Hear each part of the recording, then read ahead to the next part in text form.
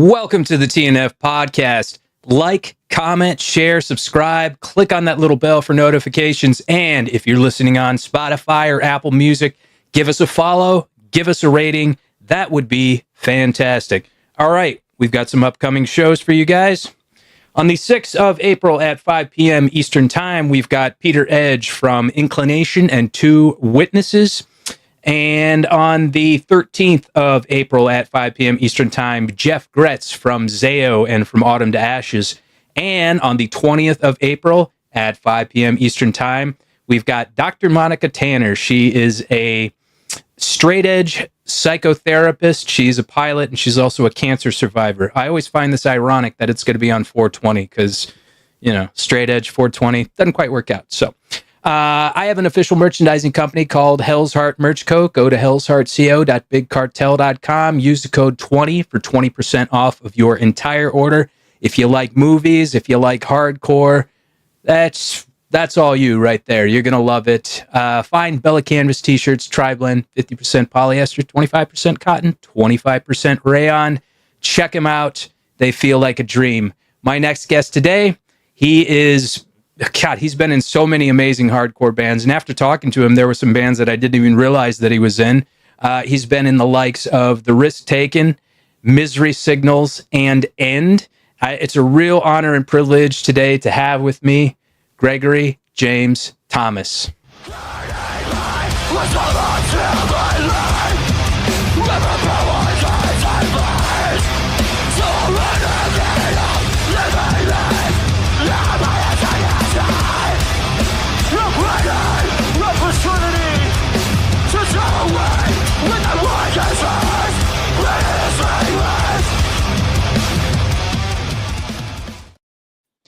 Thank you so much for being here, Greg.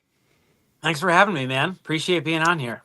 Yeah, it's been a real pleasure getting to talk to you and to kind of feel what you're about. I also failed to mention that you're a fellow connoisseur of fine films and cinema, so we're definitely going to get into that. My first question typically for people that come on the show that are involved in music is, how did you get involved in music? Did you have family members that played music?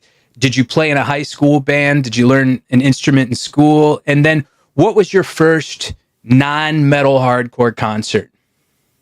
Yeah, okay. So my dad is actually a musician. So my first exposure was through my dad, who's a pianist, like a jazz pianist, classically trained and everything like that. And I grew up surrounded by music since I was like a kid, which when I was really young, I actually hated music because of it, because it was like every night was at some different club or something like that. And I was like annoyed at it. And my dad was always gone playing shows and things like that.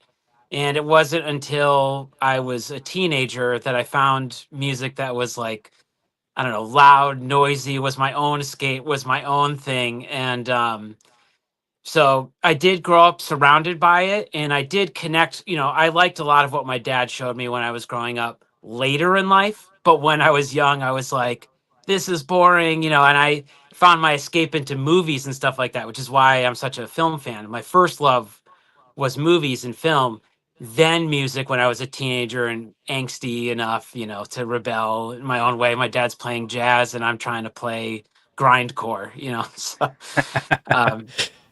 but yeah, I got into it through my dad.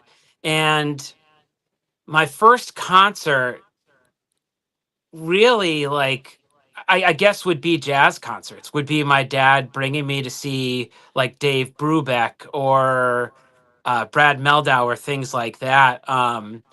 And my first concert of my own decision was metal. Like, I was into metal right away. So I was like 12, I think, and I went and saw Deftones, White Zombie, Pantera on tour in like 94 or 95 or something.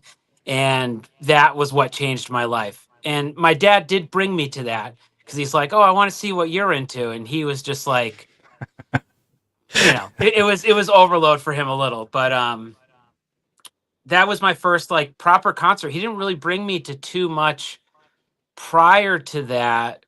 I guess I did see Joe Cocker, if you remember that singer from like Yeah. the 60s and 70s. He did bring me to see Joe Cocker. That was probably my first concert that I can remember, which is classic and cool to see. But just like a couple years later, I was already dragging him to these metal concerts and stuff like that.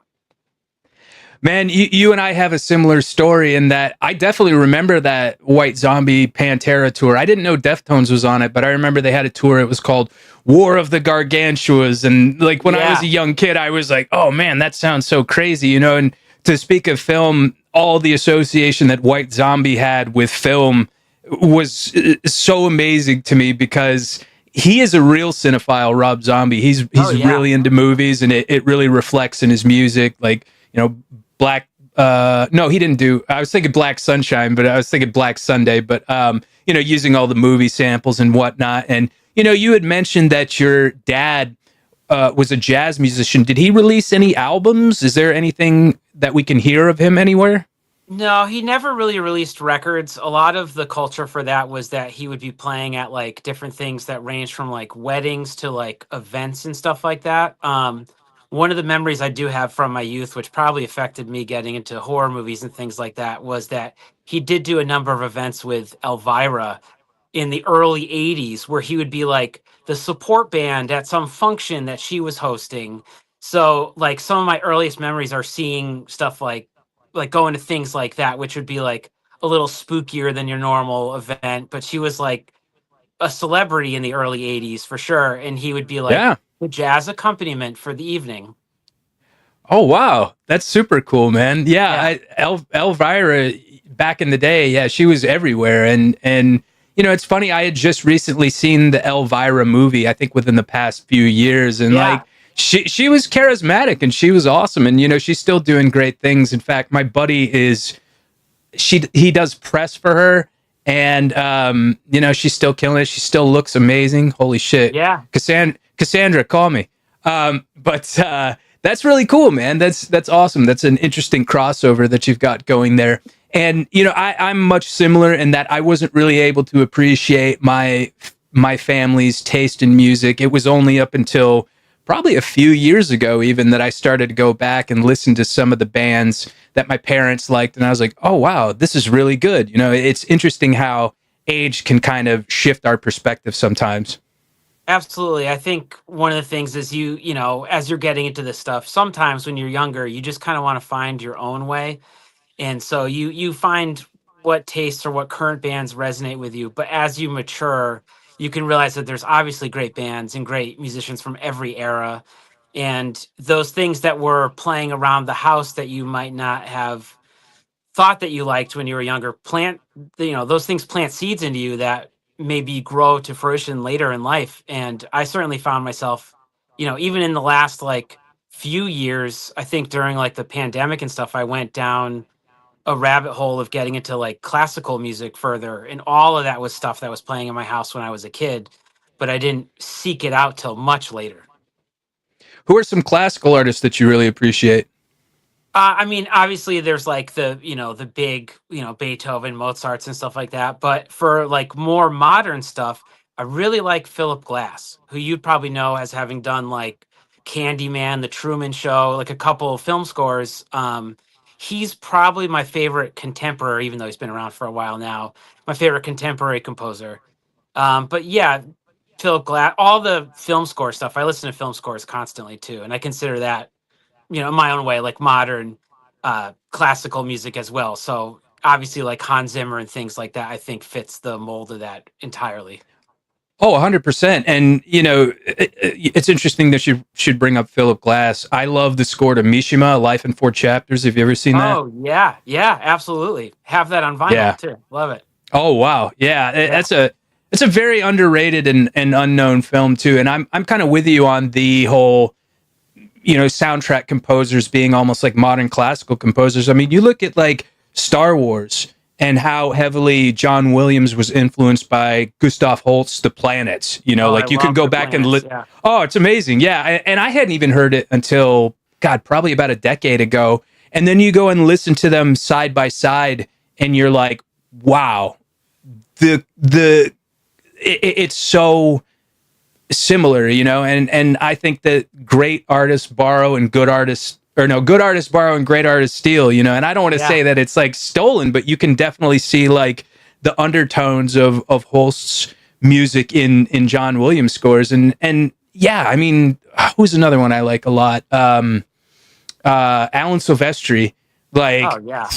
dude, like, it's so funny. You can listen to like the Predator soundtrack and then Back to the Future and then Who Framed Roger Rabbit, and you can be like, yeah, all those similar flourishes. Same with James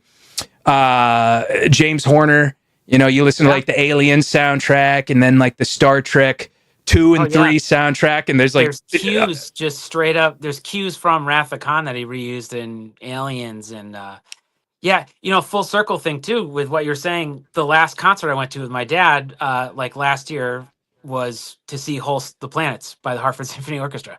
So whoa, yeah, it's exact full circle thing right there. So wow, how was that?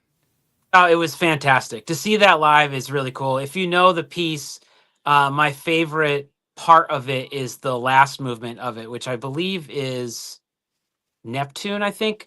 But there's like the haunting final movement of the piece, which has a choir and everything. But the choir is supposed to be off stage to create this extra eerie effect. And they actually did Oh that. wow, So they had the choir like essentially in the backstage singing this piece while the orchestra was in front, and it created such this like weird effect with the acoustics. I thought it was so cool, thinking about how these guys would have to compose without really effects at their disposal. Just placing people in different areas was how they created these like echo chambers or these really like ambient overtones. Pretty cool to see in person. dude, that sounds amazing. I would love to be able to see that one day. Another one that I think I would really like to see would be the Nobuo Uematsu's the Final Fantasy Yeah. orchestration. That every time I watch YouTube videos of that, it just completely blows my mind. Oh That yeah. I think gets even less credit than film composers, video game Yeah. composers, because there's so much amazing music, and I think the fact that they're actually going and starting to bring some of these shows on the road with some of these pieces, like a lot of people are kind of rethinking their perspectives on, you know, video game composers. Yeah, and I think one thing with video game composers that I think people just take for granted is how much material that they have to create. If you're watching like a 2-hour movie, maybe an hour of it is going to have music, maybe an hour and a half. But if you're playing a video game, you could be playing that game for like 25, 30 hours. I'm not saying it's like 30 hours of music, but there's a lot of music to fill that space. And Oh those yeah, people, they don't really get a lot of time to do those too. They're rushing those things to development. They're like, hey, we've got 40-hour gameplay, and they're just like, crap, they're just doing it. So yeah. and I do think there's a number of people that have done video game scores that have tried to move on and stuff like that. And some of my favorite scores are video game scores that I'll like listen to. Some of the like I'm not even a big like video game guy, but some of the records I tend to listen to a lot are like Silent Hill records. I love the haunting scores for those, or even some of the Arkham Batman games. I could have not played the game, but still appreciate the score for it. Oh, definitely. Who do you think's one of your favorite video game composers? Oh, has to be the guy that's doing the Silent Hill stuff. I won't even attempt to pronounce his name correctly, but like he's done like I think the at least the first 4 or 5 Silent Hills, and they just did like a Silent Hill 2 remake, which he came back for. And those like those are really cool because not only are they music, but they're like sound design. Like a lot of it feels like these like Lynchian eraser head kind of mechanical soundscapes that aren't even necessarily traditional music.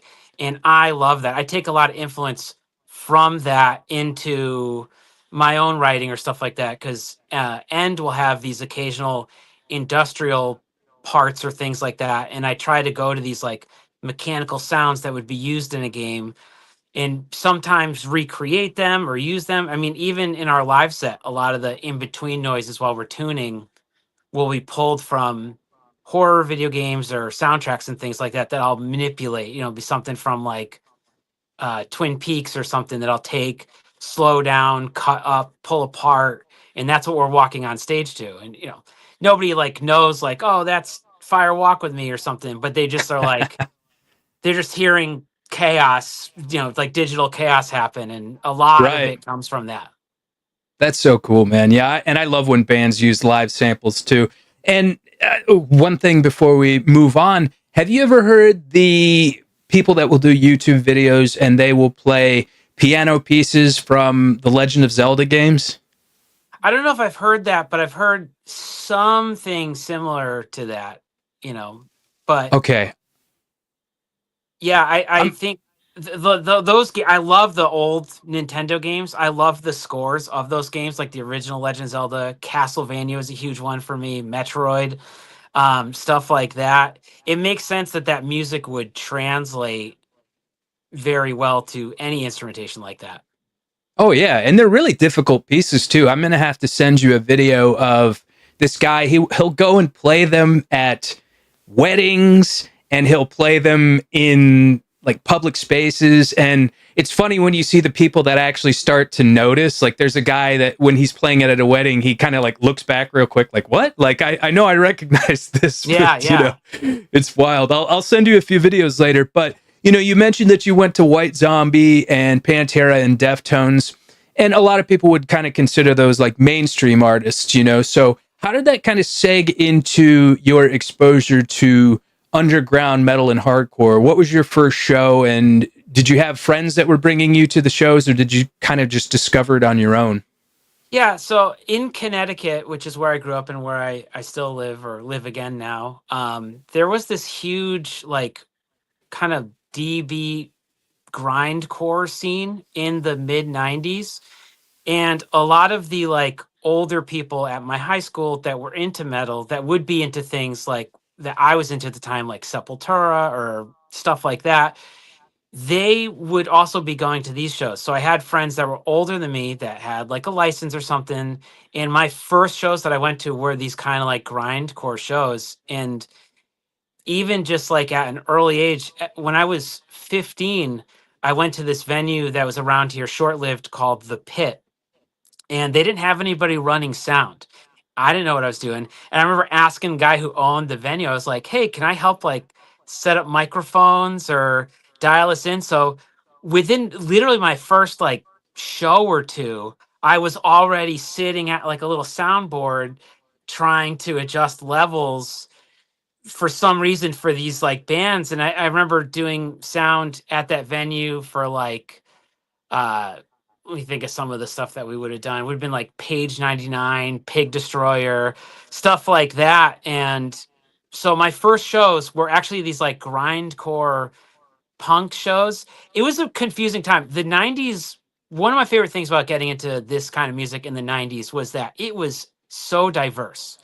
So we'd have a show that would be like an alternative band that sounded like Nirvana, and then some band that sounded like Napalm Death, and then the next band would be like a jazz fusion cynic style death metal band. And it just kind of worked. We really didn't question it back then, especially with how young I was. So my first shows were, I think, confusing, or would be very confusing to a young kid getting into stuff now, to go back and be like, oh, you can have like a Nirvana band and then a band that's like only blast beats right after it. And it was kind of like, yeah, it was all just different than what was, it was just everything fit under this umbrella. Like what was hardcore punk was kind of everything at the time. So if it was in the scene and you were playing small shows or VFW halls or whatever you sounded like, to me, when I was 15, it was all hardcore punk. So those were my Yeah, first shows. Yeah. yeah, and it's interesting because those multi-genre shows kind of went away for a while, and I think that's kind of unfortunate because I discovered a lot of bands that I didn't think that I would be into by going to some of these multi-genre shows, and I think they're slowly starting to resurface again. You kind of see it more in like festivals, but every so often there's a friends band of mine called Violent Life, Violent Death. They're really good friends of mine. My buddy Justin does the artwork for my company Hell's Heart, and they always play with Mephistopheles. Now, Mephistopheles is a ska band, but these guys are thrashy, almost like all out war style hardcore. But the Yeah. guitar player loves Mephistopheles, and they started hooking up some shows with them. And then every time they roll through town, they play with them. And it just works, you know, for some reason, they always seem to gel well, and they always seem to have really good crowd response between fans of both bands. So I think that's awesome. You know, I love seeing that. Yeah, I loved that stuff too. I think it created very interesting shows and it let each band have their own voice. You know, I think of that with 90s hardcore being such a pivotal thing that I take away and I still put into a lot of my own stuff that I do now was how different every big band was. How different Earth Crisis would sound from even the ones that were like lumped together like Earth Crisis to Snapcase to Strife. They would tour together. They had that California Takeover record, which I loved back then and stuff. But Yeah. those bands don't really sound anything like each other vocally, musically. And there would be all these mixed bills. I know you had Russ from Zayo on recently, which I listened to that episode. I loved that episode. Thank you. But, I remember seeing Zayo and like, Juliana Theory, because they like shared members for a second. And Right. like, what do those bands sound like? Or going to see like Converge and Cave In and Piebald is there. And you're like, okay, this all just works to me. And I think that let bands like, I think we're in a great era for hardcore right now. So I don't want to say like, oh, it was better back in the day, because it really is fantastic now. And there's tons of great shit happening right now. But Yeah.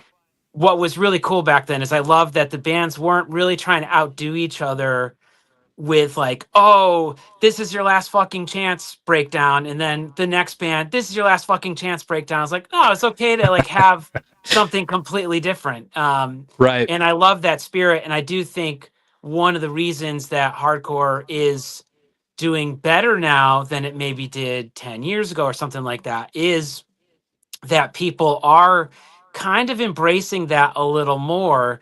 I mean, you have huge artists like Knocked Loose was just over in Europe, and their direct support was Basement, which is just kind of an alternative rock band.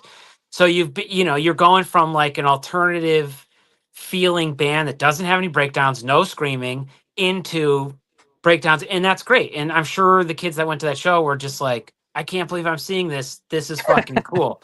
Yeah. So I love to see that spirit coming back into stuff now. Yeah, definitely. I remember a big one back in the day was Hot Water Music and Trial and Indecision. It's like Trial and Indecision I could see together, but Hot Water Music is kind of a bit of a stretch, but not really at the same time, you know, because they've still got that like punk and hardcore spirit and ethos. But yeah, it just gelled together and made for a great tour, you know? Yeah, I'm excited to see this newest kind of generation of hardcore and metal. And it's funny because every generation will always say, oh, you know, my day was the best. And, you know, I mean, 90s hardcore, I mean, sorry, folks, it really was the best. Like if you lived it and you were in that time, it was awesome and it produced so many great bands. But I'm really excited to see where the scene is going. And I think, you know, you and End are continuing to do great things in that spirit, which leads me to my next question. How did you have any sort of proto bands when you were growing up? Like, what was your first actual project? Was it like a high school band, or was it something that you did post high school?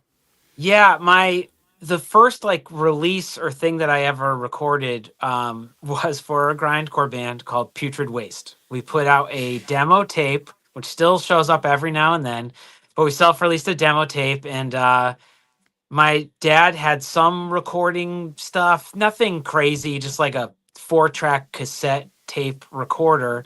And I was like, I think I could just record a demo for us. And so, yeah, my first thing was doing that. It was like a couple friends doing this kind of grindcore thing. We were super influenced by like, at that time, it was like probably like His Heroes Gone and Nail Bomb and a couple things like that. And we were just trying to do stuff like that. Flash forward 30 years later, I'm still trying to do stuff like His Hero's Gone, and so it's like it hasn't changed that much. But yeah, my first thing was doing kind of like a grindier band, and recording it myself, which is funny because I'm 21 years deep into recording being my full-time career too. So it like the seeds of it started back then. And yeah, so my first thing was that, and then right after that I did a metalcore band called A Heart Fades Forever, which was like the first band of mine that like toured and did a couple things. Then we split into a couple, like, as that band, like that was also my high school band. So I had Future Waste and Heart Fades Forever. Heart Fades kind of turned into In Pieces, With Honor, and a couple other things. We like split into multiple other projects. But Were those were you the in first In ones. Pieces? I was not in Pieces. I did play in With Honor super briefly. Okay, So yeah. I did do that at the end of A Heart Fades Forever. Our bass player that was in that band played in Pieces, and then also With Honor. Okay, yeah.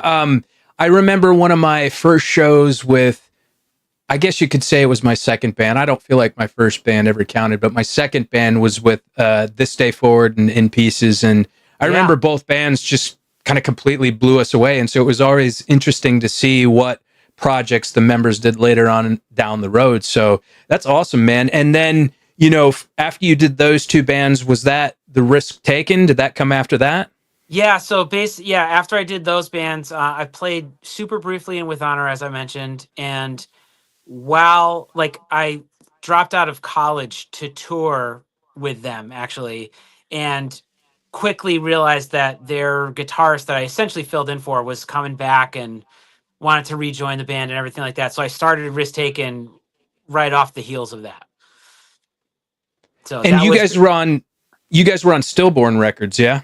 Yeah, we were on Stillborn, which was like, no longer around now, but at that time was a pretty cool label. Like they had, I remember Blacklisted was on there, With Honor again, and a number of things. Yeah, Stillborn was run by Jay Reason, who's like a classic Connecticut. Jay Reason, Shout yeah. out Jay Reason and Static Era Records, what he does. He has a record store in Connecticut that I love, and a small label with it too. So it was Jay Reason and Jamie from Hatebreed were running that. And it was a cool thing. I mean, Risk Taken was the first band of mine that I like did more extensive touring.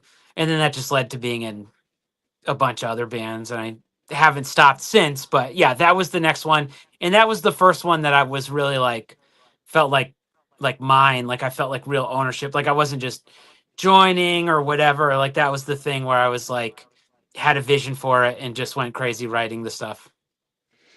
Yeah, dude, that's awesome. Risk Taken too kind of blew me away.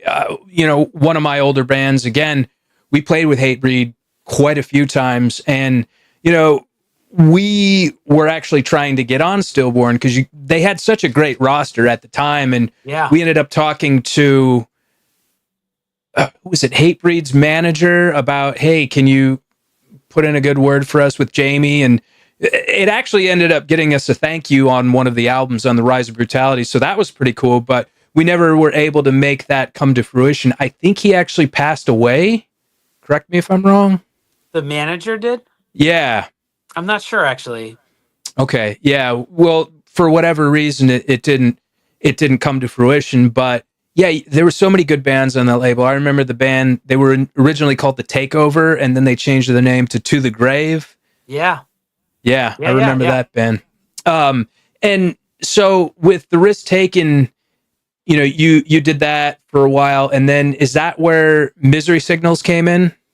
So there's a band there'd be a couple small things in between, but Risk Taken, I went and played, as many people have. I went and played in the band SHAI HULUD for a period of time afterwards. Oh, So we did shows with SHAI HULUD, and there was a period where the guitarist of that band, Matt, was also playing in the Risk Taken, and I played in that band. We did this band Zombie Apocalypse as well, which was like a oh horror punk yeah, band. great Yeah. band. So I was doing that and playing in Halud really while I was producing a record. I did one of the first bigger. I mean, it wasn't that big, but one of the first bigger budget, I guess, records that I ever did was the Metal Blade debut for Halud. So I was playing with them during that, and I actually toured with Misery Signals when I was playing in Halud, Oh and then that wow. transitioned to playing in Misery Signals. So it And Risk Taken's vocalist was actually on that record as well, the Metal Blade record, wasn't he? he no he might have done some backing vocals, but the guy that actually sings on that was this guy Matt Mazzali, who was kind of a random guy. I mean, Halud at that point was starting what, unfortunately they had a lot of member changes in the later history of the band's career. It was starting to move towards that a little, so he was kind of a random guy that they got. We did a bunch of auditions, and he was a cool guy. He was easy to work with and stuff like that, but it was he didn't really come from anything necessarily. Okay. But the singer for Risk Taken, actually the singer for Risk Taken was one of the singers for In Pieces.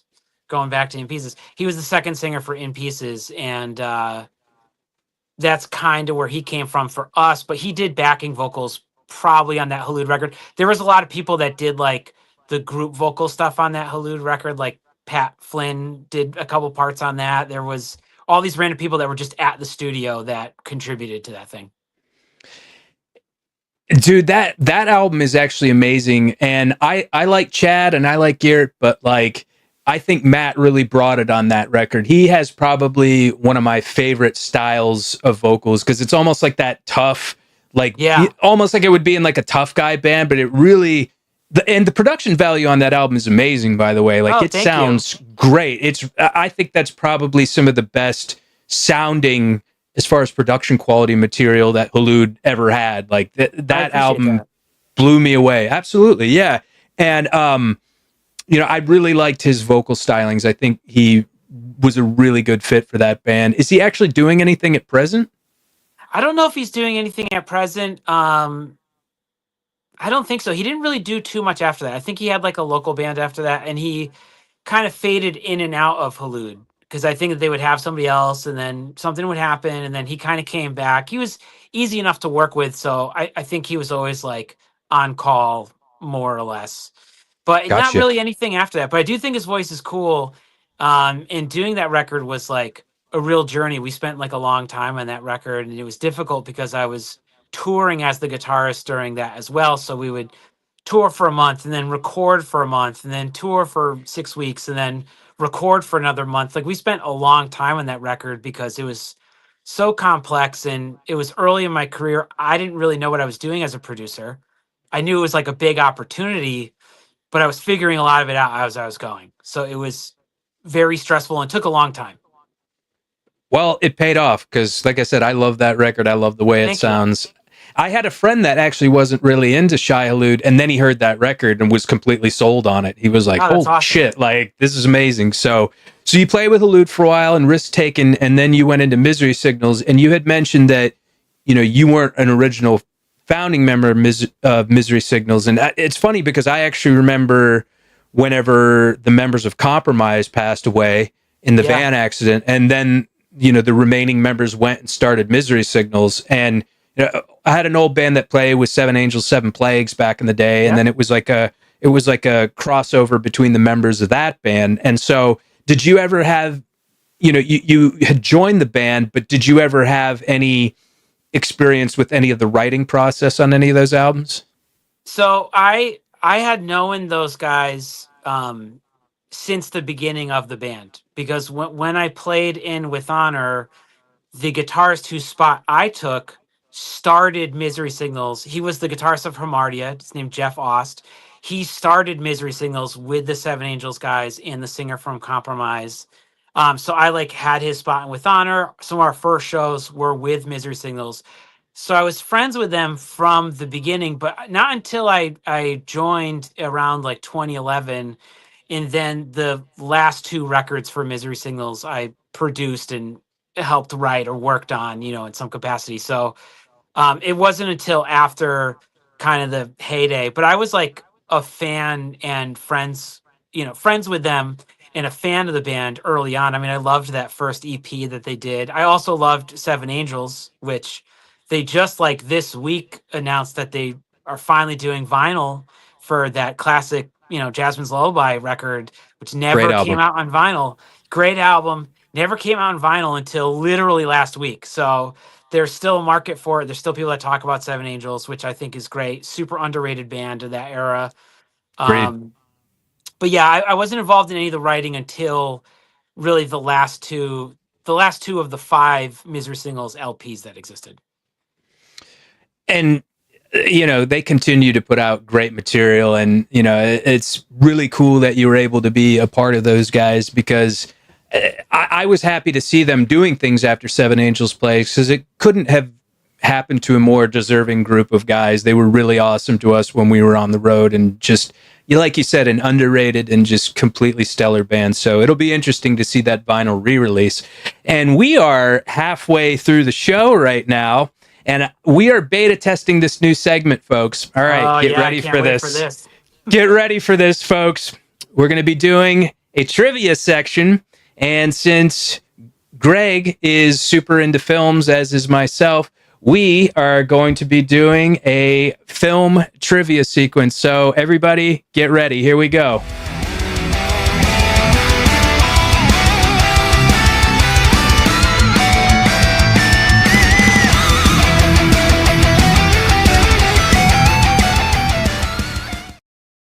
All right. If you're in the chat box and you know the answer, shut the fuck up. Don't say anything.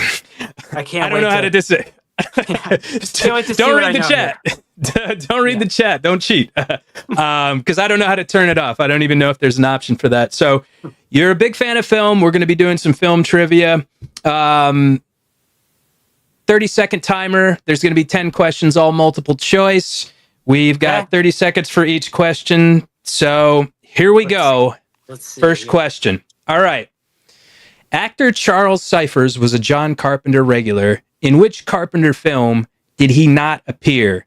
Is it A, Assault on Precinct 13, B, Halloween, C, The Fog, or D, The Thing? 30 seconds. I'm going to guess The Thing. And you are correct, sir. It is The Thing. Great job. All right. One Number of my favorite 2. movies ever. I love that. Also, I'm such a huge Carpenter guy. That's like my favorite shit.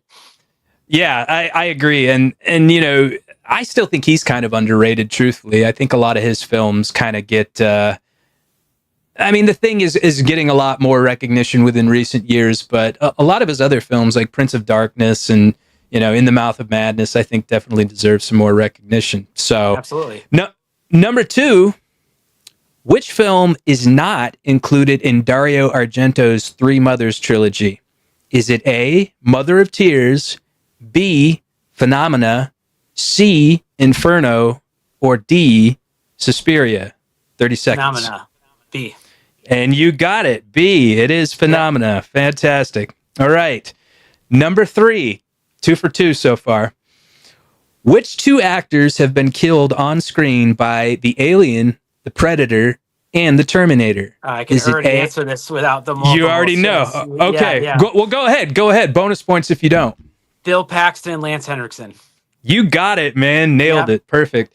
A close answer too would be Jeanette Goldstein, but she technically wasn't killed by the Predator. So, but she was killed by the Terminator and the Alien.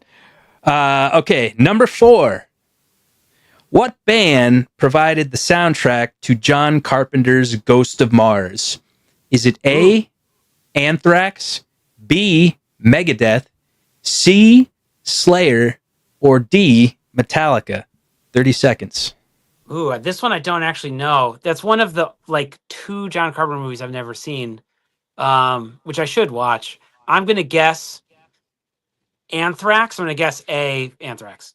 It is Anthrax. Correct, sir. That's fantastic. They were on every soundtrack back then. Them and Megadeth, they were on every 90s soundtrack. It's so weird too, because you would think that John Carpenter would want to go with a traditional score, but maybe he was overburdened or something. I think John Carpenter kind of started to get a little bit lazy in his later years. Yeah, for sure. John Carpenter, Ghost of Mars isn't really one of my favorites. It's got some redeeming aspects. Pam Grier's in it, but it's about all I'll give it. All right. Yeah. Number 5. Which Friday the 13th movie featured an imposter Jason? Is it A, Friday the 13th, B, Friday the 13th Part 2, C, Friday the 13th Part 5, or D, Friday the 13th Part 6? Part 5. 30 seconds. Oh, you nailed it. You didn't even need the timer. See, you're killing these, man. 5 for 5 so far. All right. I'm getting lucky. I mean, I love all these movies. You know, yeah. I see the Here's your Jason clue right there. back there. I see the This is actually the dollars fake one. poster. Yeah, man. Yeah, man. I love films, so I'm glad to be able to do this. All right. Number 6. I hope you've seen this film. Who directed the 1989 body horror film Society? Was it A, Jeffrey Combs, B, Brian Usna, C, David Cronenberg, or D, Stuart Gordon? B, Brian Usna. Man, you don't even need the timer, man. You're killing these. It's great. Yeah. It's a great movie. And I loved that movie, The Substance, that came out last year, which pulls heavily from Society. Super blast to see that kind of thing back in theaters and still being made today. I haven't seen that one yet. You'll probably like it. It's very influenced by that group of friends like Reanimator and Society. And it's like actually shocking to see body horror stuff done by what feels like a Hollywood studio production today. Like I suggested, I had a lot of fun with that movie. Okay, yeah, I'm gonna give it a shot then. That's actually been recommended to me a few times. All right, number 7. Which actor has been featured in the most films in the Tremors franchise? Is it A, Michael Gross, B, Kevin Bacon, C, Fred Ward, or D, Tony Gennaro? 30 seconds. I would guess. Oh, you got it. Michael Gross. Yep. America's Dad, Family Ties. You got it. Yep. Burt Gummer. Fantastic. Yeah. I love the scene when he's in the basement with Reba McEntire. Oh, It's one of my favorite scenes awesome. ever. There's so much actually artistry in that scene too. They do so many different film techniques and they kind of tie it into all into one sequence. It's amazing when they actually break it down. Are you familiar with Red Letter Media? Yeah, I am. Yeah. They break it down. They do a Tremors analysis and they talk about all the different film techniques that they do in just that one sequence, just to make it all work. It's Tremors awesome. is kind of it's like a underrated. I know it got like a bunch of sequels, but it is an underrated film. Like of many of the like kind of Jaws play movies, there, as soon as Jaws came out, there was 2 decades of Jaws like movies, which Tremors I think falls into that a little.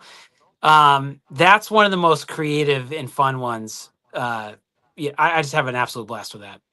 Yeah, I love it too. They put a new spin on an old thing, it's like peanut butter and jelly or peanut butter and banana sandwiches, like just change it up a little bit, So all right, number 8.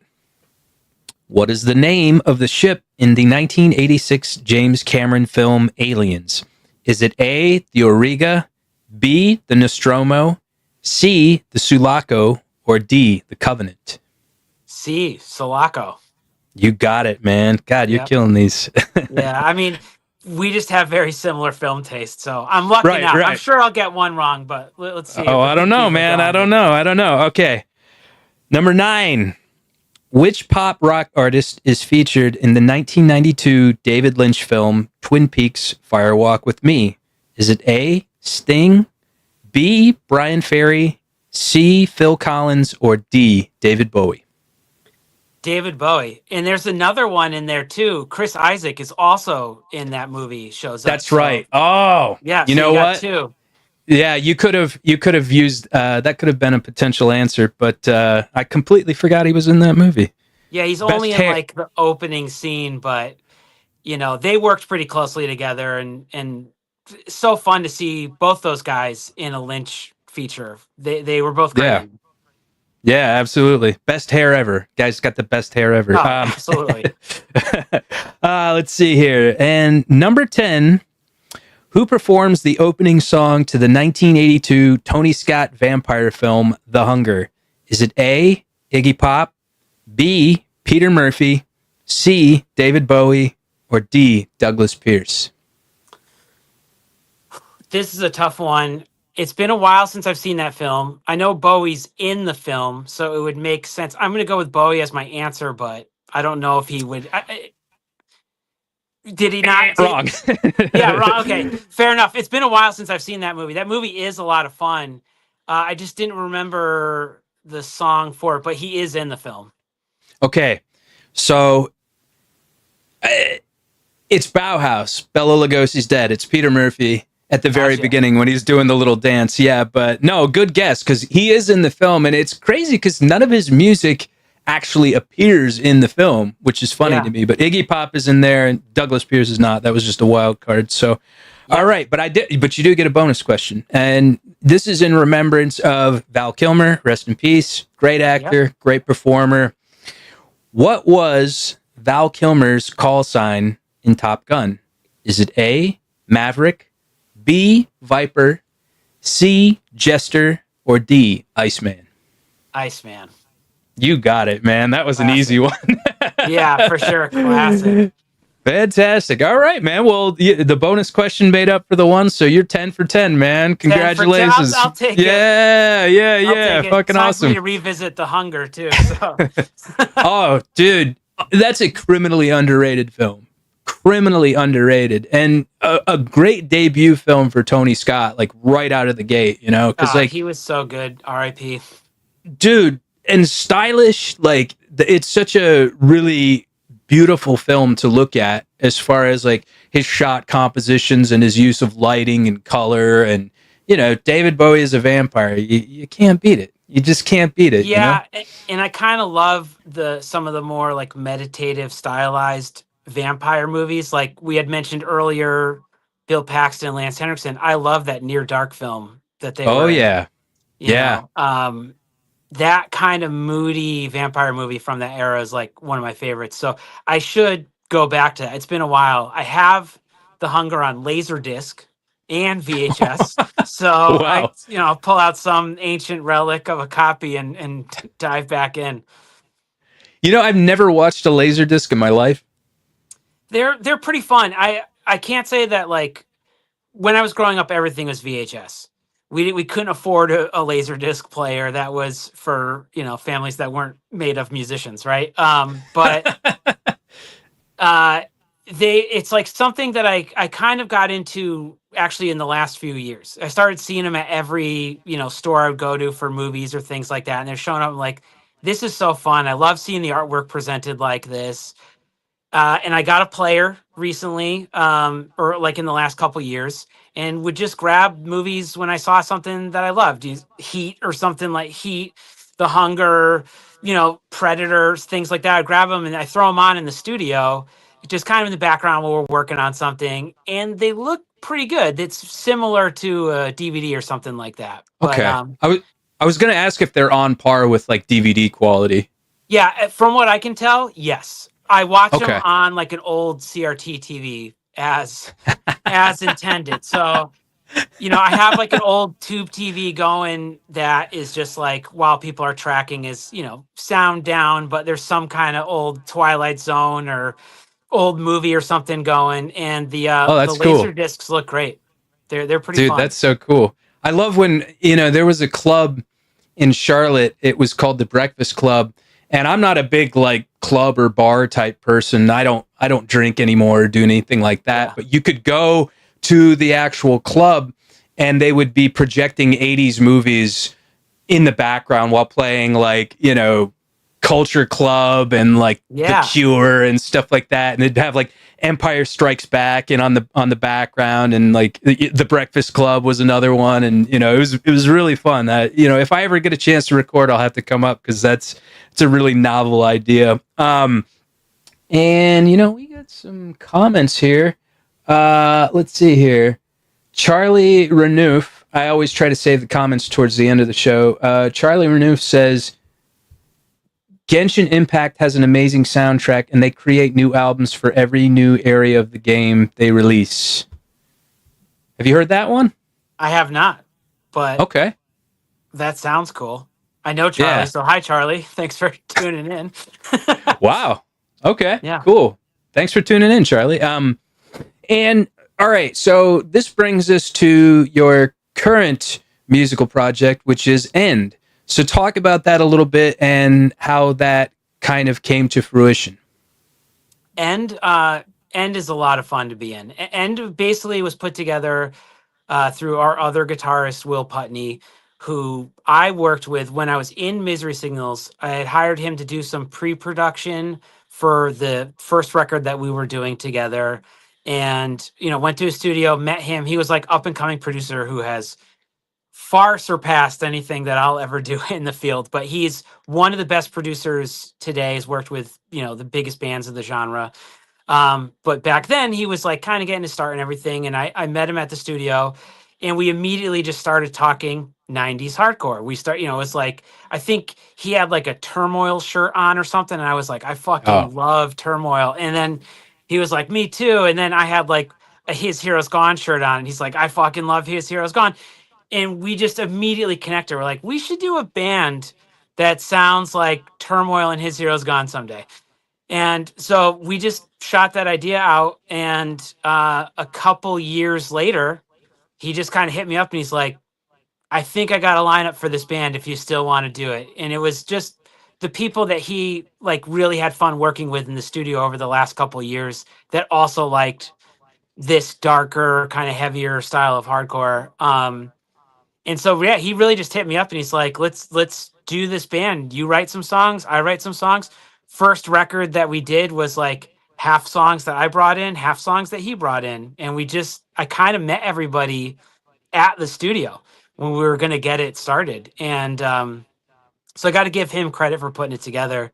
And it was always supposed to be kind of a side band, and then it just had like a life of its own. We just had so much fun touring together and writing music together that what we thought was going to be an EP and a couple shows ended up being, two LPs, a split, an EP, a live record, world tour, small world tours, but like tours across, to Asia, Australia, Europe, all that stuff. And it just really took a life of its own. And has been an absolute blast to be a part of. We've slowed down a little this past year and a half, because everybody that's in the band is in other bands. So our singer's in the band Counterparts. Will plays in Fit for an Autopsy and Better Lovers. Our drummer's in Acacia Strain. So everybody's like, we basically like have like a year of chaos for End and then chill out for a little bit. The other bands do records and do tours and stuff like that. So we're a little bit of a downtime for the band, but I'm kind of gearing up to start writing new music. I hope, this summer start writing some new songs. We have a couple songs that are already in wait, so hopefully get a new record going, I would imagine next year at some point. I was about to ask who your influences were for the project, but you said Turmoil and His Hero Is Gone. And, truthfully, The Process of is one of my favorite fucking hardcore albums of all time. Like, Oh, it just absolutely. crushes. It's so unrelenting from start to finish. And I love hearing about bands that were inspired by that whole genre of 90s hardcore and especially Turmoil, because I almost feel like Turmoil was kind of an underrated band. Absolutely. Yeah, I think Process of is one of the best sounding records of that era, too. I think Steve Absolutely. Evans' production on that is phenomenal. I liked the band prior to that. They had this record, From Bleeding Hands, which is like their first LP. I saw Mm-hmm. them like open for Biohazard or something in like, 96 or something like that when they did that first record.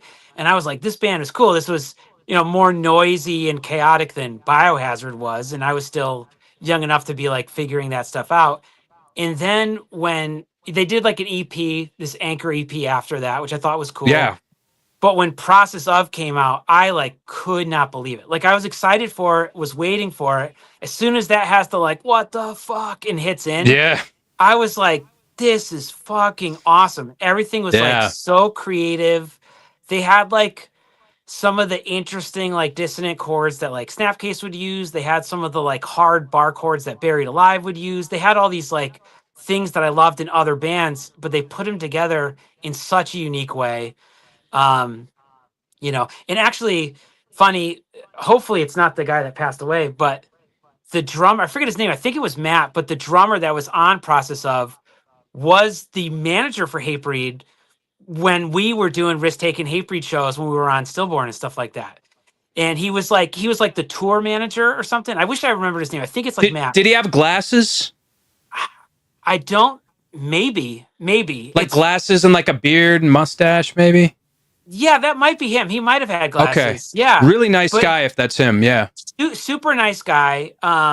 This is like over 20 years ago now, but I remember doing shows. He was like the tour manager guy. He was like helping us with everything with the like Stillborn Fest that they were doing.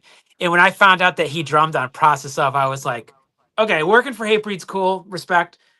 The Process of, holy fucking shit, that record, underrated, game Yeah. changer. So yeah, Yeah. that's a huge one for me, still to this day. I actually have a funny story about Turmoil, and I don't know if the guy we're talking about was involved in the lineup. I was actually in the process of talking to Turmoil because they were looking for a guitar player at the time, and one of the reasons they decided to start talking to me because I was friends with John Gula, and he at one point in the band, every member was named John. And so, because my name is John, they were like, dude, do you play guitar? And I was like, well, I do actually. And they said, it would be so awesome to have a band of 5 guys all named John. And I was like, yeah, that would be pretty cool. That would be fucking hilarious. Every night, be like, give it up for John on bass and John on drums and John on, yeah. Yeah. Awesome. No, it never took off, but they did that band later. I think it was called The Kiss of Death, which was a little bit more like almost like Soylent Green, NOLA style metal hardcore, which was pretty good as well. Yeah, Risk Taken, we did a few shows with them. Yeah. And I was just fanboy guy watching it. I liked it all. So yeah, it was fun playing with them. Yeah, they were really good. And okay, so here's a question that I always like to ask people. And by the way, we're taking some questions if people want to put some questions in the chat box. We also have super chats. If you want to give a super chat, give a small donation, that would be fantastic. This enterprise is all run on a very minimal level, so anything that helps with the production costs, that would be great. I would greatly appreciate it. But one question that I like to ask is, as far as currently, what are you watching? What are you listening to? What are you reading? What type of media are you consuming at present? I kind of do almost everything. I read a lot. I do a lot of audiobooks, actually. I do a ton of audiobooks because in recording bands, there's a lot of like visual editing these days when you're recording into a computer and stuff like that. If you're editing drums or something like that, a lot of that's visual. So I've been going nuts doing audiobooks. I've just been kind of going through a lot of the Stephen King stuff, which is like, you would guess like, oh, what is Greg probably into? Yeah, it's Stephen King. It's really good. I'm going through that stuff. He put out a book, You Like It Darker, recently. That's a collection of short stories that I'm working my way through and kind of am considering maybe trying my own hand at writing at some point in a similar nature, something I've wanted to do for years. And you actually had one of my friends on, I think recently, Jay Aust. Jay Aust, yeah. Yeah, who's one of my oldest friends who has had an awesome career being an author for the last like 10, 12 years, something like that, under the name T.W. Piperbrook. He was an old bandmate of mine, an old friend, and him just having the courage to dive into writing himself has been like created the desire for me to do that for like 10 years. So I'm hoping soon that I may give a shot at like short fiction, doing short stories or something like that. So been doing a lot of audiobooks, watching stuff. I've been having an absolute blast going to all these like cool art house theaters, like especially up in Boston. I've been going with somebody up in Boston that there's like this theater, the Coolidge, there's the Brattle, there's these cool like art house theaters that are just showing all these older movies. So what I've been watching is like tributes to David Lynch, where it's like, here's Mulholland Drive in theaters again. Here's Eraserhead in theaters again. So I've actually just been revisiting a lot of classics that have been playing at these theaters. If anybody's in the New England area and you haven't checked out the Coolidge or the Brattle Theater, I highly suggest going to those places. They are so fun. It is so fun to see movies that you grew up with, that you might not have seen on the, I was too young to probably go see Heat in theaters, but rest in peace, Val Kilmer. I saw Heat again in theaters just a couple nights ago, and it was Great. fucking awesome. Hearing the Yeah. gunfire of the shootout in the streets of LA in a theater, perfect. It's everything that I Yeah. wanted. That's all the abrasive sound that I've dedicated my life to. So Yeah. yeah, I've been watching a lot of older movies and reading Stephen King. That's been my main thing. Yeah, that's awesome, man. And it's funny that you should bring up Heat because I think that's one of the best shootout sequences in probably cinematic history. I don't think there's anything that tops it, at least not off the top of my head. I've seen some really good ones. If you've ever seen the movie Drug War, have you ever seen that? No, I've never seen Drug War. Oh, dude, I'm about to turn you on to Drug War. It's a All Chinese right. film, and it's awesome. Like it's like a neo noir crime thriller, and it's got a whole bunch of shootouts in it, and just very well shot, very well executed and edited. I'm with you though on the indie art house theater, man, because I was spoiled living in Los Angeles, and that there's so many amazing theaters there. You've got You the got Egyptian Theater. Yeah, the New Bev, right? New Beverly. The I New love that Beverly, place. yeah. Yeah. Oh, you've been there? Yeah, absolutely. I have a couple friends that live out there. Actually, this full circle stuff. The singer for Seven Angels, Matt Mixon, who's on that Jasmine's Lullaby record, he lives out in LA. He's like one of my best friends. So I've visited him a few times, gone to the New Bev and things like that. He's always kind of showing me stuff around there. He's very dialed into film. He lives in LA now and is like a screenwriter for movies. Shit. So, but yeah, that place is awesome. There's such a culture there's so many. It's a fun, if you're a cinephile, obviously LA is a really fun city. There's still video stores that are cool. There's all these shooting locations that are still up that you can go see. And yeah, so anyway, sorry, I didn't mean to cut you off because No. It's funny that you brought up New Beverly. I've told this story a few times on air, so I'll tell you afterwards. Because I have a really interesting story about the New Beverly. If you've listened to any of the back catalog to the audience, you know what the story is. But it's great. To harken back to The Hunger, I actually, for the first time, saw The Hunger on 35 millimeter at the New Beverly Theater. And yeah, it's just so awesome to see all that old film grain and pop, and just, to be able to see films with a live audience. That's one of my favorite things to do, and I don't get to do it very often. I've got a neighbor who just likes to sit in his cave and just, he's got a great theater system and whatnot, but I love the live experience of seeing a film, especially with a packed house, or at least close to a packed house, because it's just to hear people's reactions and things like that. It's almost like a spiritual experience for me, it's a completely different experience. I've been thinking about that a lot lately. Actually, I just saw an interview with Kevin Bacon where he talked about that, how, interesting of a art form that is, that you experience it communally like that. And I think live shows, which is where I feel hardcore is the best, even though I record records, the live hardcore show is one of the coolest things you can experience, especially when you're a kid. And like, movies are like that too, as opposed to reading a book or something, which is a more personal journey, which has merit and is great. Nothing beats being in a theater and seeing a movie and like kind of seeing what parts are funny that you never would have thought were funny. Like seeing Heat, people were laughing at lines that I always liked, for me, the action is the juice. And everybody's like, fuck yeah, in the theater, like, all right, I feel this is a great thing here. Yeah, man. I miss it. I miss being in LA strictly for that reason. There were so many days where, because I worked as an independent contractor out there. I just did kind of whatever I could to make money out there. And so there would be certain days where I didn't want to work, and I'd just go to a movie theater and just catch something. And there's a really great theater there, and I think it closed down during COVID. It was called the Vista, and it had been around since like the early 1900s or something like that. It was awesome. And then it had like a sister theater called the Los Feliz 3, which used to be a porno theater and then they Of course. converted it into like a normal, like, theater. But it definitely had that kind of architecture and layout of, just your skin film theater. It was awesome.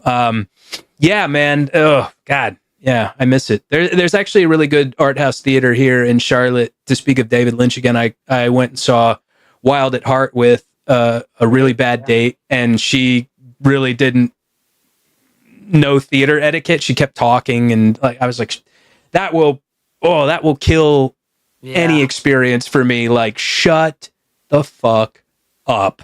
Yeah. Just sit and watch the movie. Don't give your commentary or do anything like that or ask me questions. Like shut up. Like, I Yeah, hate that. I 100%. hate I it. mean, at least that sped up the dating process for you there. You got to know right away. That's the Yeah. Well, and she litmus test. and she treated servers rudely too, that's a big no-no for me too. That's I don't about know, every maybe she red was just flag. trying to. Yeah. Yeah, I don't know if maybe she was trying to torpedo the date or something, but I don't know. Whatever. She got a free meal out of it. So let's talk a little bit about your producing career. And you said you started it, and you said it was kind of a learning process as you went along. Is there a recording that you've done that you're just really proud of, or recordings plural? It's tough to say because with recording, every record I listen back and I'm like, oh, I could have done this different. I could have done that different, as everybody does with, I think, everything creative. I think the turning point for me, really underrated record, but I think a big turning point for me was a 2015 record for this band Hollow Earth, which was like a small band from like kind of Detroit area. They were like kind of like a combination of Cave In and Neurosis and a couple other things, but I went crazy on that record. It is this record called Dead Planet. Super small record. So most people listening probably don't know it, but I suggest checking it out. Um, but I went nuts like doing sound design stuff. They were heavily influenced by science fiction films, and they were all movie nerds. And so on that record, I mixed parts of that record down to VHS tape and then put it back into the computer to give it this authentic feeling like of this 70s, 80s science fiction film thing that they were influenced by. So I'm mixing stuff to VHS tape, and I was pulling sound design stuff from like Alien, The Thing, all these different movies, and manipulating it, putting it between songs. So I went crazy. That record, which was again a small record but a very cool record, is one that I think back to very fondly. It's like 10 years ago now, but that's when I feel like I could put together my love of film and my love of like music and start to combine those things. And I've been trying to combine them in weird ways ever since. So that's probably one that I would like to reference. There's the for the bands that I played in, Misery Signals, SHAI HULUD, With Honor. I love doing all those records. Those are all huge important things for me. But yeah, I'm very thankful to do that job. It's a stressful job. It's an interesting job, but I'm to be 20 years into any career, I feel super thankful. And a lot of it is the smaller bands, the unsung bands, the bands that just trust me to make something cool with them. Is really what keeps me going. And you said you're from North Carolina. I have a record coming out soon for a band from North Carolina called Your Spirit Dies, who's really cool throwback metalcore band. That I tried to produce that record in the way that like At the Gates would be produced, or some of their like early influences. I grabbed samples that were used on those records and tried to dial in amps the way that they used on some of those early mellow death records. And that band is like younger guys. I think they're in their like mid 20s now, but a lot of them were discovering movies here in the studio while they were here, because they were here for what ended up being like a couple months, and they like discovered giallo films while here. Like Oh, they had not seen Argento or Fulci or any of this stuff. And I took them to an art house theater, this theater Metrograph in New York City, for a showing of Fulci's The Beyond, and they had never seen anything like that. And I was just like, it was in the middle of our record. And I was like, guys, you want to check out something that you might think is cheesy, you might think is fun? It's one of my favorite movies. I'm driving into the city. If anybody wants to take a break from recording and see this like midnight showing of Fulci's The Beyond, and that ended up just sparked. They went crazy. Like they went home. They were on Tubi. They were downloading all this stuff. They were sending me messages like, "Oh, have you seen this movie or that movie? This." And we ended up sampling The Beyond on the record. I'm trying to Oh, sneak in dope. some samples. You know, that kind of died out for a little bit because of Spotify and Apple Music, and everybody was cracking down on samples. But there's workarounds where you can manipulate the sample and slow it down, and the algorithms haven't caught them yet. So, you know, so for newer records, I'm really stoked on that Your Spirit Dies record that's coming out in like a month. But it's super fun record of North Carolina, which North Carolina had such an amazing scene in the early 2000s, late 90s, early 2000s. So many pivotal bands out of there, and then Yeah. cooled down for a little bit, but is coming back now. Like is coming back, and these are one of the best bands. You know, these guys are some of the best musicians from that era, from that area. Yeah, I think I actually recently heard of them because I think they were on the Van Flip podcast, Lamb Goat show, and they Yeah, came up in my notifications or something. So I'll have to check them out. And it's really awesome. You said these are really younger guys. I love being able to expose people to art, whether it be films, whether it be music. Like that's some of my favorite things to do. And when you can get somebody to appreciate things that you're into, you're like, oh, well, you might like this, you might like this, And it's funny because I tried to show my buddy Opera, and I was like, this is a yeah. fun film. I think you'll like it. And he was just like, oh man, this is like something you'd watch on Tubi. And I'm like, don't you shit talk Tubi. I was like, Tubi Yeah, has an like amazing selection of films, yeah, that's a badge of honor. Yeah, exactly. Tubi's where it's at, folks. Like if you're not on the Tubi train, like get on it. They've got So fun. they were one of the only streaming services for a while that had the original Suspiria, and they may Yeah. still be. I don't know because I think it's a rights issue to where a lot of the services can't get them or something like that. But yeah, I love being able to introduce people to new films or films that would be new to them. And this brings up a funny story because years ago when I was living in California, I was at one of the Hare Krishna temples. I was staying there, and one of my jobs was kind of keeping eyes on some of the kids while other people were doing temple services and whatnot. And I was like, I'll throw on a movie, and I put on Who Framed Roger Rabbit. I was like, oh, they'll love this. They could give a shit less. They were like, Yeah. they did not care. And I'm like, what is it about this generation? Do they not have the attention span for this? Is this like something they would consider to be quote unquote old? Like, what's up? I mean, that movie, like you probably remember seeing that when you were young. Kind of scary, kind of freaking weird at the end there. There's some weird stuff going on with Christopher Lloyd's character and stuff. But yeah, I think one of my favorite things about doing the studio is I have my film collection. It feels like a film library in the studio, and all the younger bands like discover things, and it's one of the most enriching things when there's like a band and we finish a day of recording and they're like, oh, we've heard of this movie The Thing, or we've heard of this movie 2001, we're gonna throw it on. And then just seeing them the next day and they're like, that was fucking Whoa. crazy. Yeah, Yeah. I had a band in last year, this band Standstill. They're like a melodic Long Island hardcore band. Love those guys. But they, one night after recording, nobody had seen 2001: A Space Odyssey. They just threw it on, and it blew their fucking minds. Like the next day they were like, wait, this was the 60s and AI was the villain? I was like, yeah, AI's been maybe the villain for a while, or we knew, there was a lot of warning signs of different different things. Terminator So 2. yeah, exactly. Yeah. If you like this, check out Terminator. But it blew their mind, and I was like, I was fucking stoked to see a movie that old hit kids in their 20s or whatever, and to have it actually still resonate with them. Obviously, some people are gonna watch that and be like, screw it. Some people are gonna be like the kids watching Who Framed Roger Rabbit. But that's fine. Everybody will find their own thing, find their own way. For the ones that do get it, and I think hardcore and punk especially is geared to this, because hardcore and punk references older generations all the time.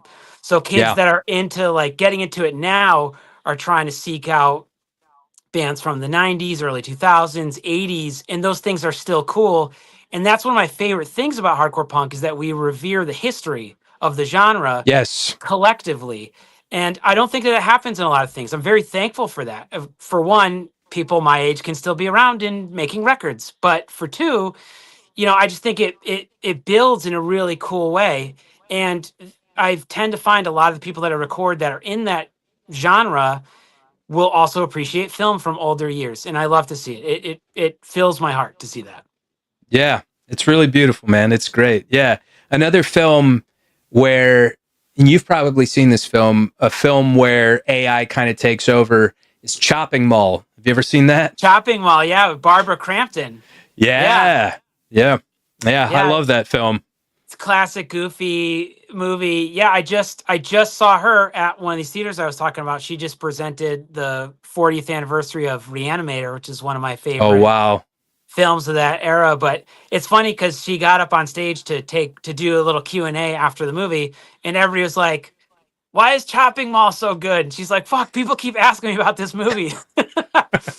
So, Oh, man. She still looks amazing, by the way. oh, Like, yeah, she God got it. She looks like bless she hasn't America. aged. She hasn't aged a single day.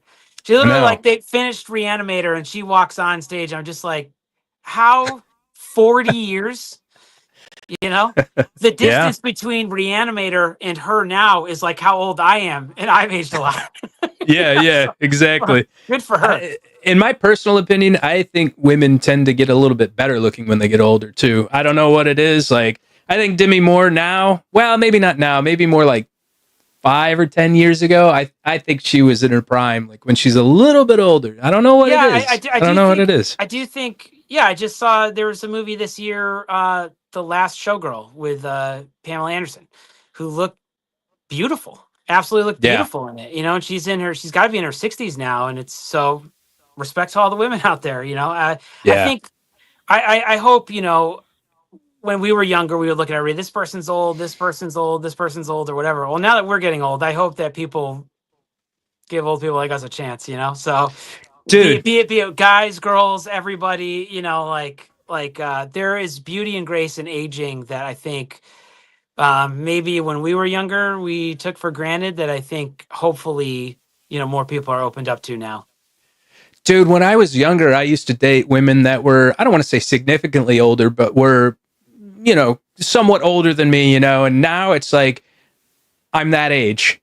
It's so weird, because Yeah, I'm like, yeah, yeah. you start to get a little bit into dinosaur territory to where that luster kind of wears off a little bit. But I think they're doing great now. I think that, there's so many like, specifically Hollywood actresses that just, continue to look amazing. And like, it's funny that you should mention Pamela Anderson. I'm a big fan of the Criterion channel, and Pamela Anderson actually did one of the Criterion Closet episodes. And I Yeah, was really surprised at like her choice of films, because like you look at her back in the day and she was marketed as somewhat of a sex symbol, Baywatch and Barbed yeah. Wire and things like that. And she just had a really, really, really interesting and awesome taste in films, something that you wouldn't expect of somebody like that. It was really great. Kim Cattrall was another one too that just, blew my mind. I I loved it.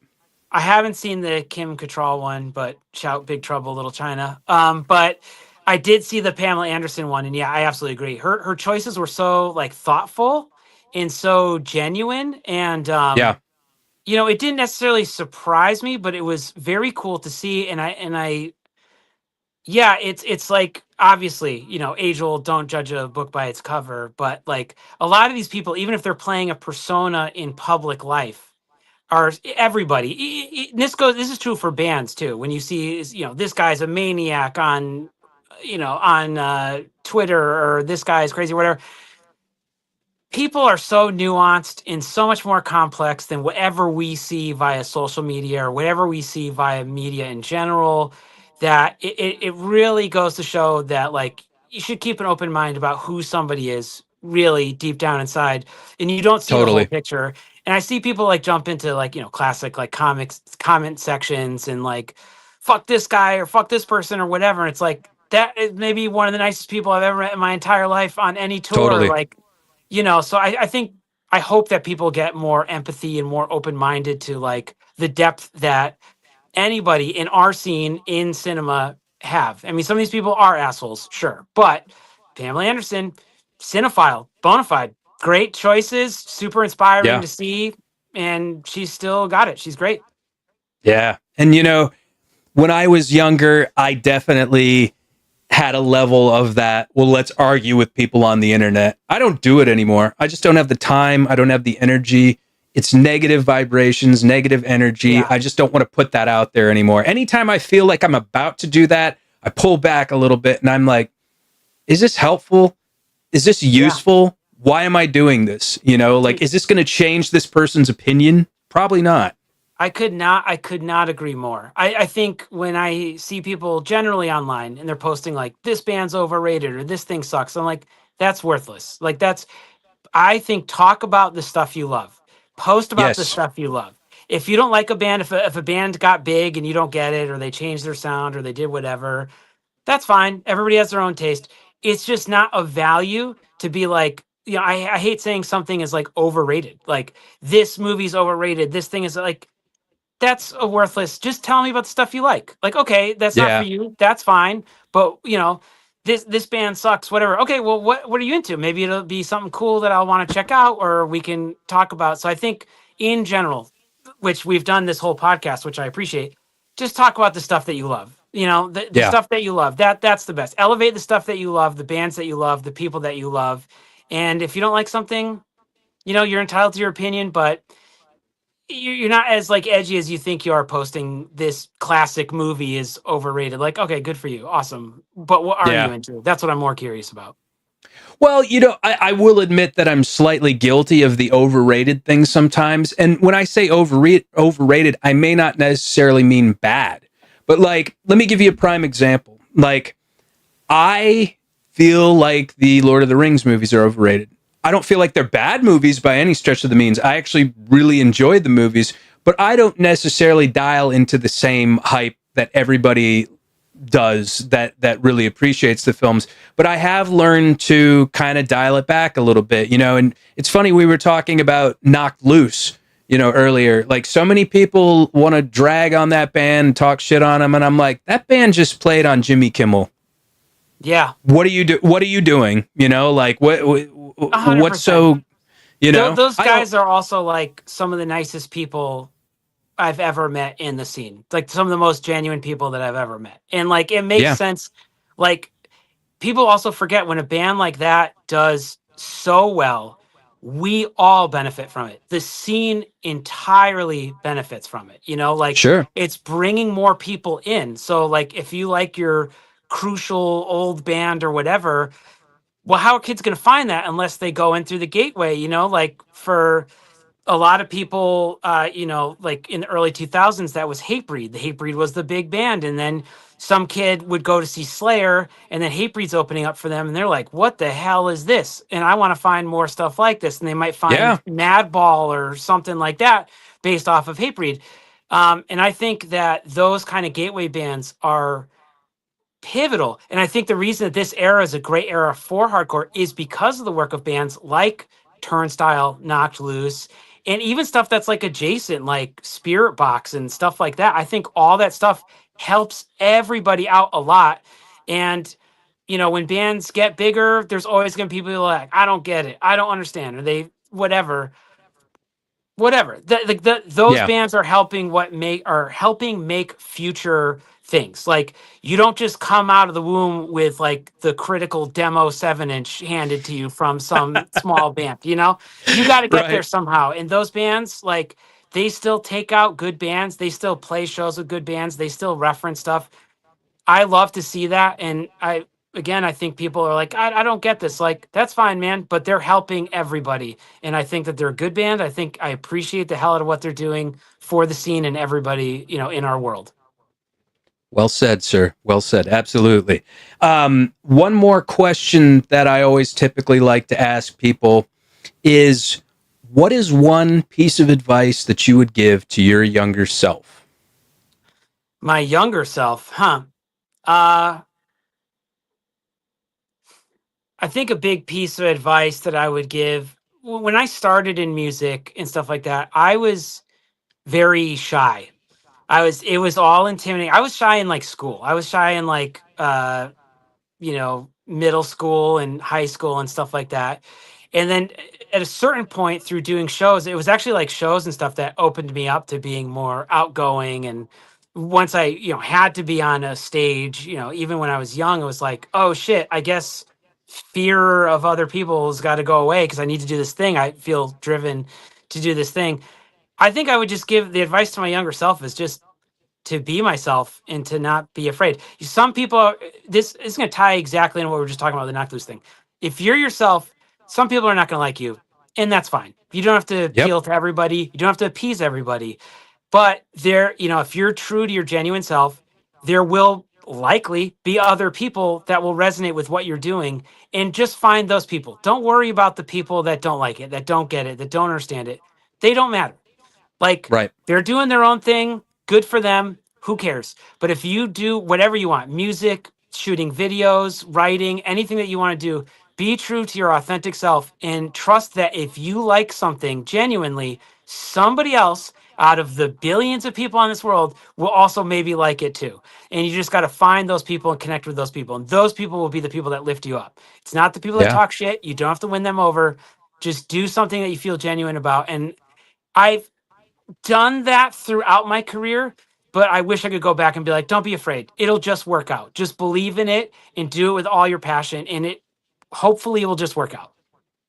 So, Well said, sir. Well said. Yeah, I think I'd tell my younger self that too. I feel like I mostly have lived as my genuine self, but there were times when I do feel like in my life that people wouldn't like me, and I generally didn't give a fuck, but sometimes it did affect me, even if it was on a subtle level. But I think you're absolutely right. I think you should just go for whatever it is that you're doing and be unashamed of who you are and what you like, and just eventually, by nature of your energy and the vibrations that you're putting out there, you're going to find people that are into the same things you are. You're going to find those yeah. people who are into Jallo films that are, I Yeah. like to call Jallo films like stylized trash, Yeah.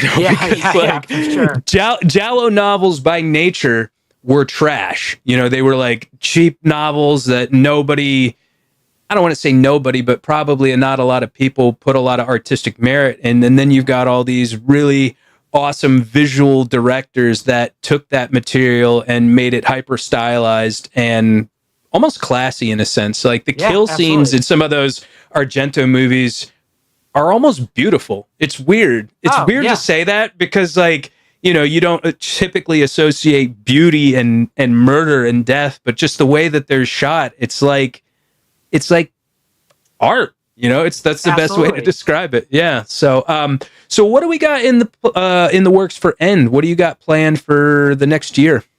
So our next show is Milwaukee Metal Fest in May, which should be a pretty cool time. After that, I think we're in a little bit of a downtime period. So I think our next thing will be writing, which I'm hoping to do, this summer to get into that. And we'll see what the future holds for us at that point. I know we have a lot of fun working together. So even though it was, like I said, it was a side band, I'm sure we'll be touring and doing other records because there's a lot of gas left in the tank for that. And we just have so much fun working together. So I think writing is in our, immediate future.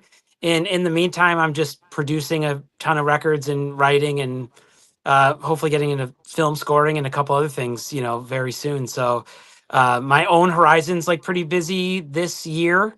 But for me, there'll always be time for End because that's like one of my favorite projects I've ever been in. It's one of the projects that internally everybody gets along the absolute best. So I'm thankful for every show we get to do together and every record we get to do together. So I'm sure there'll be more.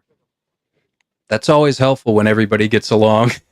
It's rare, very rare. It is. It is. And where can we find you at online? So I mostly use Instagram. My handle is Black Freighter, which if anybody's a nerd here, it's from the comic book Watchmen, which is like one of my favorite comics from the 80s.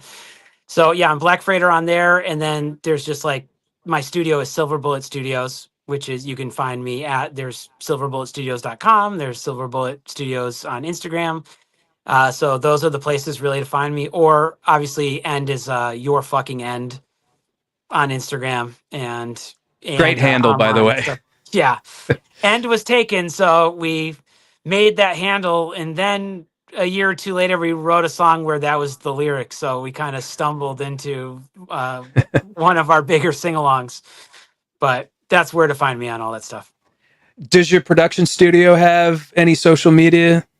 Yes, so Silver Bullet Studios, that's the name. Oh, okay.